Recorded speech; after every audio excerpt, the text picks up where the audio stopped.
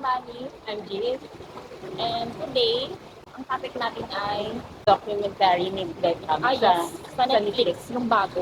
Una kasi is pinapakita lang nung bata pa siya, di ba? Nung nag-start pa lang siya, nag-training siya, kung paano siya naging ganun kagaling. Tapos, bakit lang pogi? Ang pogi, ang pogi, pogi, ang pogi na lang. I can be, grabe. Hindi ako fan talaga ng football. Pero nung napanood ko yun, grabe rin pala talaga mag-training ang football. Ang galing, ang ganda, yung magtakbo siya.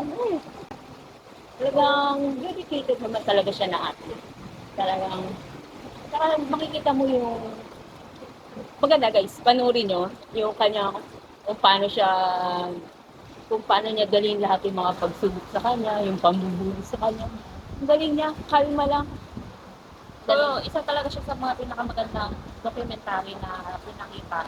Although may mga pinakita din ng mga side ng mga pangit, hindi na sila nag-focus doon. So, pinakita lang na minsan kung ano yung kung ano yung mga yung pagsubok mo, yun yung nagpatibay sa kanya. Tapos doon din pinakita kung ano yung sila dalawa ni Victoria, kung paano sila nag-work, yung power ko, yung struggle nila. Kasi pareho silang sikat eh. Sikat na sikat sila pareho as in.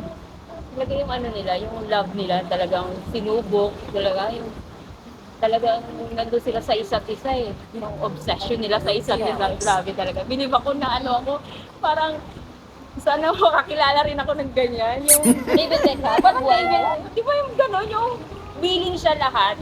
Ay, Oo, oo. kay Victoria, di ba? Yung obsession niya kay Victoria, tapos gano'n. Tapos yung pagmamahal din ni Victoria sa kanya. Oh, gusto ko yung gano'n love. Ikaw. Ang love? Medyo masyado na ako nakafocus siguro doon sa career. Masyado pansin yung love nila sa isa't isa. Pero nakakatuwa yung nila, yung samahan nila eh. Kasi lumalabas, malungkutin si David Beckham. Hindi siya, pag wala si Victoria, parang nadi-discourage siya ganun. Kailangan lagi niyang nasa tabi si Victoria. So talagang sa pagmamahal, mahal na mahal niya talaga si Victoria. Saka natutuwa ako sa kanila, naka-apat sila ng anak. Ang mga sikat bibira nag-aanak, no? Lalo na kapag una nila yung ganda nila, bibira yung nag-aanak ng marami. So, si David Beckham, saka si Victoria. Si Victoria, nag-anak din siya nung nag-anak talaga sa At nilaban niya rin naman na naging sila talaga. Kasi parang sa umpisa pa lang, hindi gusto ng mga tao yung kanilang.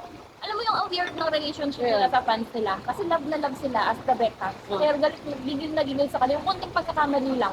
Na konting pagkakamali lang, parang yung pag-isuka na sila, ganun.